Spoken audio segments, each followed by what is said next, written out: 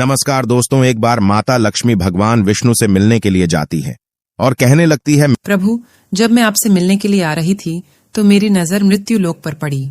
वहां मैंने देखा कि 3 स्त्रियां जो आपस में सहेली थीं, उनमें से 2 स्त्रियों विधवा होकर के दुखी जीवन जी रही थीं, जबकि एक स्त्री सुहागन होकर के अपने पति के साथ सुखी जीवन जी रही थी।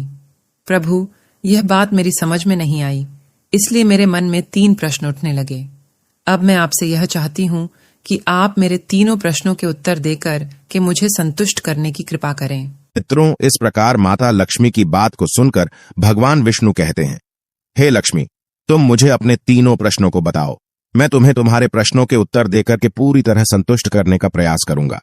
अब माता लक्ष्मी कहती है, प्रभु, मेरा पहला प्रश्न है, कौन सी स्त्री समय से पहले विधवा हो जाती है? मेरा दूसरा प्रश्न है, कौन सी स्त्री को जीवन में कभी सुख नहीं मिलता? और मेरा तीसरा प्रश्न है, कौन सी चीज ऐसी है जो एक पत्नी अपने पति को मांगने से भी नहीं देती? मित्रों, इस प्रकार माता लक्ष्मी के प्रश्नों को सुनकर के भगवान विष्णु कहने लगे, तुम जिन स्त्रियों की बात कर रही हो उनमें से 2 स्त्रियों विधवा होकर अपना दुखी जीवन जी रही है और वहीं पर एक स्त्री सुहागन होकर के अपने पति के साथ में अपना सुखी जीवन जी रही है। तुम जानना चाहती हो आखिरकार ऐसा क्यों है, तो मैं तुम्हें एक छोटी सी कहानी सुनाता हूं। इस कहानी को बहुत ही ध्यान से सुना। आधी अधूरी कहानी सुनने वालों को आधा अधूरा ही ज्ञान प्राप्त होता है, जो जीवन में कभी काम नहीं आता, क्योंकि तुम्हारे तीनों प्रश्नों के उत्तर इसी छोटी सी कहानी में समाये हुए हैं। यदि तुमने ध्यान से सुना तो तुम्हारी तीनों प्रश्नों के उत्तर तो अवश्य मिलेंगे और तुम्हें संतुष्टि प्राप्त होगी। मित्रों, माता लक्ष्मी कहती है, प्रभु, मैं आपकी बात से सहमत हूँ। आप कहानी शुरू करो। मैं कहानी को पूरी मन से सुनूंगी और जब तक आप कहानी बोलेंगे तब तक मेरा मन किसी दूसरे स्थान पर नहीं जाएगा। तो मित्रों, कहानी शुरू करने से पहले मेरा आप सभी से अनुरोध है कि आप कहानी के अंत तक बने रहे, क्योंकि आज की कहानी आपके लिए बहुत ही महत्वपूर्ण होने वाली है। तो चलिए, आज कुछ नया सीखने वाले हैं। भगवान विष्णु कहते हैं, हे लक्ष्मी, सबसे पहले मैं तुम्हें उस स्त्री की कहानी सुनाता हूं जो सुहागन बनकर के सुखी जीवन जी रही है। जिस सुहागन स्त्री की तुम बात कर रही हो, वह स्त्री एक राजा के नौकर की पत्नी है, और जिस नौकर की वह पत्नी है, उस नौकर को अपनी पत्नी पर पूर्ण विश्वास और भरोसा है कि वह पतिव्रता है, जिसकी महिमा वह अपने साथियों में बार बार करता है। अब देखो, एक दिन की बात है, उस राजा के नौकर ने अपनी पत्नी की प्रशंसा इतनी की, यह बात धीरे धीरे फैलते हुए राजा के दरबार तक पहुंच गई। फिर तो राजा ने अपने नौकर को बुलाया और उस नौकर से कहा कि तुम हर किसी से कहते हो कि तुम्हारी पत्नी पतिव्रता है। क्या वास्तव में आपकी पत्नी पतिव्रता है? क्या आपको पूर्ण विश्वास है? इस प्रकार राजा की बात सुनकर के नौकर कहने लगा, महाराज, मुझे पूरा विश्वास है और पूरे से भी आगे विश्वास है कि मेरी पत्नी पूरी तरह पतिव्रता है। अब इस समय पर राजा का महामंत्री कहने लगता है, यदि मैं तेरी पत्नी का पतिव्रत धर्म खंडित कर दूं तो तुझे क्या सजा मिलनी चाहिए? फिर तो नौकर ने कहा, यदि तुम मेरी पत्नी का पतिव्रत धर्म खंडित कर देते हो तो महाराज मुझे फांसी लगा देना। अब उधर वह राजा का नौकर भी मंत्री से कहता है, यदि महाराज यह मेरी पत्नी का पत्नी व्रत धर्म खंडित नहीं कर पाए तो इनको सजा क्या मिलनी चाहिए?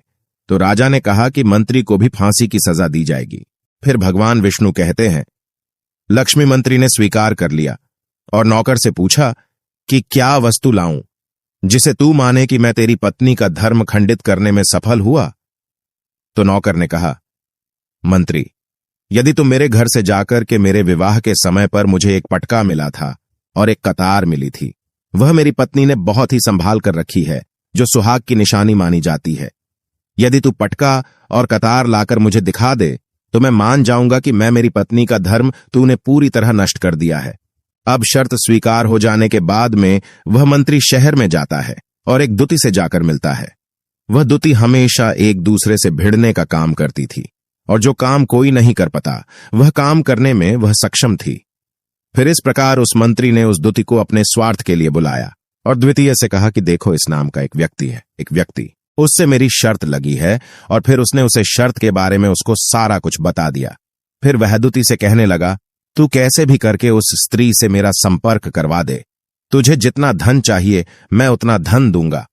इस प्रकार मंत्री की बात सुनकर के दुती कहने लगी, भाई, तू उस औरत के बारे में बात मत कर, वह औरत पूरी तरह से पतिव्रता है, तेरी ओर थूकेगी भी नहीं, तेरी शक्ल भी नहीं देखेगी, और उनके परिवार के व्यक्ति खूंखार है, तेरी खाल उतार लेंगे। तो मंत्री कहने लगा, ठीक है, यदि तू मेरा उससे संपर्क नहीं करवा सकती है तो एक काम कर दे, उसके घर जाकर के पटका और कतार चुरा कर ला दे, और उसकी पत्नी के गुप्तांग के पास में यदि कोई चिन्ह हो तो वह चिन्ह भी मुझे देख करके बता दे, फिर मैं तुझे मुंह मांगा इनाम दूंगा। यह बात दुती की समझ में आ गई और उसने कहा, ठीक है, मैं तुम्हारा काम अवश्य करूंगी। नौकर शहर में रहता था। दुती नौकर के घर जाती है, उसकी पत्नी से जाकर बोलता है, बेटी, मैं तेरी पति की बुआ हूं, मैं कई वर्षों के बाद आई। फिर उस स्त्री ने कहा, मैंने आपको पहले कभी देखा नहीं, इसलिए पहचान नहीं पाई। और इस प्रकार उस दुती को उस नौकर की पतिव्रता स्त्री ने बहुत बड़ा सम्मान दिया, मगर उसे क्या मालूम था कि यह उसके साथ में छल करने आई है। अब भगवान विष्णु कहते हैं, लक्ष्मी, इस प्रकार वह दुती उस पतिव्रता स्त्री के साथ में 2 दिन तक रुकी। जिस समय वह स्त्री स्नान करने लगी तो दुती उठ करके उस पतिव्रता के कमर रगड़ने लगी। उस पतिव्रता स्त्री ने बहुत मना किया, फिर भी वह दुती नहीं मानी और कहने लगी, तुम मुझे तो बेटी से भी प्यारी लगती हो, तो मना मत करो। काफी दिनों के बाद में मेरी तुम्हारी मुलाकात पहली बार हुई है। अब ऐसा कहकर के वह दुती मुख पर हाथ फिराने लगी।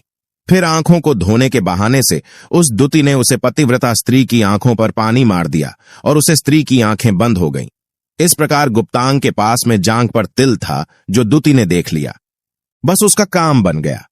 उधर स्नान करने के बाद में जब वह पतिव्रता स्त्री रसोई में खाना बनाने गई तो दुती को मौका मिल गया और उसने पटका और कतार उस नौकर के घर से चुरा ली और वहां से एकदम से भाग गई। और जाकर के दुती ने वह पटका और कतार मंत्री को दे दिए और उस पतिव्रता स्त्री के जांघ पर तिल की निशानी भी बता दी। मंत्री सीधा राजा के दरबार में पहुंचा और राजा से जाकर कहा, महाराज, मैं नौकर की पत्नी के साथ में 2 दिन बिताए और यह पटका तथा कतार उसी के हाथों से लेकर आया हूं। फिर तो राजा ने दरबार लगाया और नौकर को बुलाया तथा महामंत्री से सभा में पटका और कतार नौकर को दिखाने के लिए कहा। फिर राजा की आज्ञा पाकर के मंत्री ने उस नौकर को पटका और कतार दिखाई और उसकी पत्नी की जांघ पर तिल भी बताया तो नौकर मान गया कि वास्तव में आज मेरी पत्नी ने अपना पतिव्रत धर्म पूरी तरह से भंग करवा लिया। भगवान विष्णु कहते हैं, लक्ष्मी, फिर तो राजा ने फांसी का दिन 15 दिन के बाद में रख दिया और कहा कि नौकर को 15 दिन के बाद में फांसी पर चढ़ाया जाएगा। और इस प्रकार से नौकर से उसकी अंतिम इच्छा पूछी तो नौकर ने कहा कि मैं अपनी पत्नी से अंतिम बार मिलना चाहता हूं। इस प्रकार राजा ने उस नौकर को आज्ञा दी कि ठीक है, तुम अपनी पत्नी से मिल सकते हो। फिर नौकर अपने घर गया और अपनी पत्नी से कहा कि आप मेरे साथ में बहुत बड़ा विश्वासघात किया। मैंने आपके विश्वास पर मंत्री से ऐसी शर्त लगाई थी कि राजा के दरबार में राजा के सामने मैंने कहा था कि मेरी पत्नी का पतिव्रत धर्म कोई नष्ट कर दे तो मुझे फांसी लगा देना। अब मुझे 15 दिन के बाद में फांसी लगा दी जाएगी। मेरे साथ विश्वासघात करके तुमने ठीक नहीं किया। उसे पतिव्रता स्त्री ने अपने पति को सारी बात बताई, मगर उस विश्वास नहीं हुआ और फिर नौकर राजा के दरबार में पहुंचा तो राजा फिर उसे कैद में डलवा दिया गया। अब उधर नौकर की पतिव्रता धर्मपत्नी ने परमात्मा को याद किया और अपना भेष बदल करके राजा के दरबार में गई और राजा से नाच दिखाने की आज्ञा मांगने लगी, क्योंकि वह स्त्री बहुत ही सुंदर थी और उधर राजा शौकीन होते हैं। इसलिए राजा ने आज्ञा दे दी कि सभी मंत्री आदि उपस्थित होकर के इस सुंदरी का नाच करवाने की पूरी व्यवस्था करी। भगवान विष्णु कहते हैं, लक्ष्मी, फिर तो सब मंत्री, महामंत्री, राजा आदि दरबार में उपस्थित हुए और फिर उस नौकर की धर्मपत्नी ने जब नाचना शुरू किया तो राजा को उस स्त्री का नाच बहुत ही सुंदर लगा। और फिर राजा ने कहा, तुम मुझसे क्या मांगना चाहती हो? तुम जो भी मांगोगी मैं तुम्हें वही दूंगा। फिर उस नौकर की पतिव्रता स्त्री ने कहा, महाराज, आपकी सभा में मेरा चोर है जिसने मेरे रुपए लिए थे मगर आज तक वापस नहीं दिए, उसे फांसी की सजा दे दीजिए। अब राजा ने कहा, ठीक है, बताओ मेरे दरबार में तुम्हारा चोर कौन है, उसका नाम क्या है? मैं उसको फांसी की सजा अवश्य दूंगा। भगवान विष्णु कहते हैं, फिर उस नौकर की पतिव्रता स्त्री ने कहा, महाराज, आपका मंत्री मेरा चोर है, आप इनको फांसी की सजा अवश्य दें। अब उधर जैसे ही मंत्री ने सुना कि यह सुंदरी मुझे अपना चोर बता रही है तो मंत्री कहने लगा, महाराज, मैं कसम खाकर कहता हूं कि मैं इसका कभी कुछ नहीं चुराया है।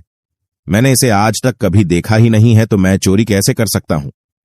मैं आज तक इसकी शक्ल ही नहीं देखी है। अब भगवान विष्णु कहते हैं, लक्ष्मी जैसे ही मंत्री ने कहा कि मैं सुंदरी की आज तक शक्ल ही नहीं देखी है, तो वह सुंदरी कहने लगी, महाराज, यह मंत्री मुझे जानता नहीं है, तो आप इससे यह पूछो, यह पटका और कतार कहां से लाया था। मैं उस नौकर की पत्नी हूं जो आपके यहां पर नौकरी करता है, और आप मेरे निर्दोष पति को फांसी चढ़ने वाले हैं। अब मैं आपको पूरी दस्त सुनती हूं। यह जो आपका मंत्री है, इसने मेरे पास में अपनी एक दूती को भेज करके मेरी जांघ के दिल का पता लगाया, और उसी ने यह पटका और कतार चुरा करके इसको ला करके दी और आपके मंत्री के द्वारा भेजी गई। दूती जब मेरे घर पर आई थी तो उसने मुझसे कहा था कि वह मेरे पति की बुआ है और वह पहली बार आई है, इसीलिए मैं उसको पहचान नहीं सकी। और महाराज, जिस प्रकार मैंने उस स्त्री को अपने यहां पर बहुत बड़ा सम्मान दिया और अपने घर पर उसके ठहरने की व्यवस्था की, और इस प्रकार उस नौकर की पतिव्रता स्त्री की बात को सुनकर के राजा ने दूती को बुलाया। फिर उस दूती ने राजा को सारी सच्चाई बता दी, जिससे राजा ने उस नौकर को रिहा कर दिया और मंत्री को फांसी पर चढ़ा दिया।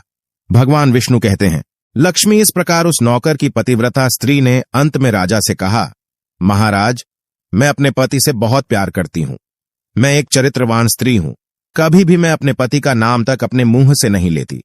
भगवान विष्णु कहते हैं, लक्ष्मी, मेरी कहानी पूरी होती है। अब तुम अपने तीनों प्रश्नों के उत्तर सुनो। तुम्हारा पहला प्रश्न था, कौन सी स्त्री समय से पहले विधवा हो जाती है? तो जो स्त्रियां अपने पति का नाम लेती हैं, वह समय से पहले विधवा हो जाती है, क्योंकि पति का नाम लेने से पति की उम्र कम हो जाती है और समय से पहले ही उनके पति की मृत्यु हो जाती है। ऐसी स्त्रियां जो पति का नाम लेती हैं, समय से पहले ही विधवा होकर के एक दुखी जीवन जीती है।